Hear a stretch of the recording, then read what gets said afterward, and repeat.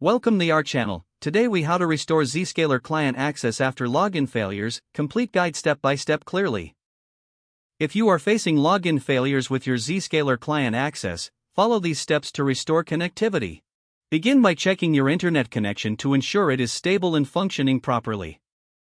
Close the Zscaler client if it is currently open on your device. Open your system's task manager and ensure that there are no running Zscaler processes in the background. If any are found, end those processes to ensure a clean restart of the application. Next, navigate to the Zscaler client installation folder on your computer. Locate the configuration files within the installation directory. Make a backup of these files before proceeding with any changes. Now, delete or rename the current configuration files to reset the settings.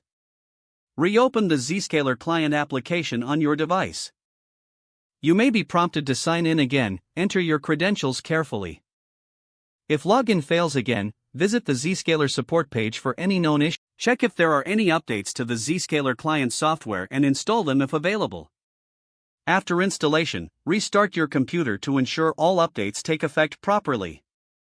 Once your computer has restarted, launch the Zscaler client again. Attempt to log in with your credentials once more. If you continue to experience login failures, reset your network settings to default.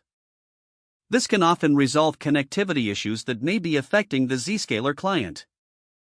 After resetting, revisit the Zscaler client and attempt the login process again.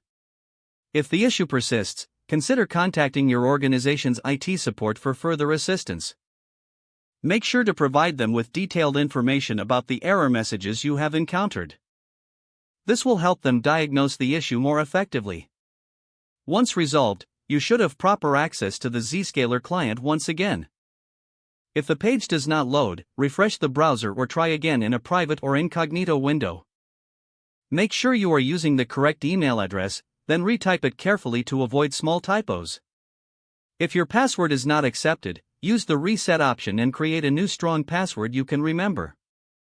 Check your spam folder for verification or security emails, then complete any requested confirmation steps.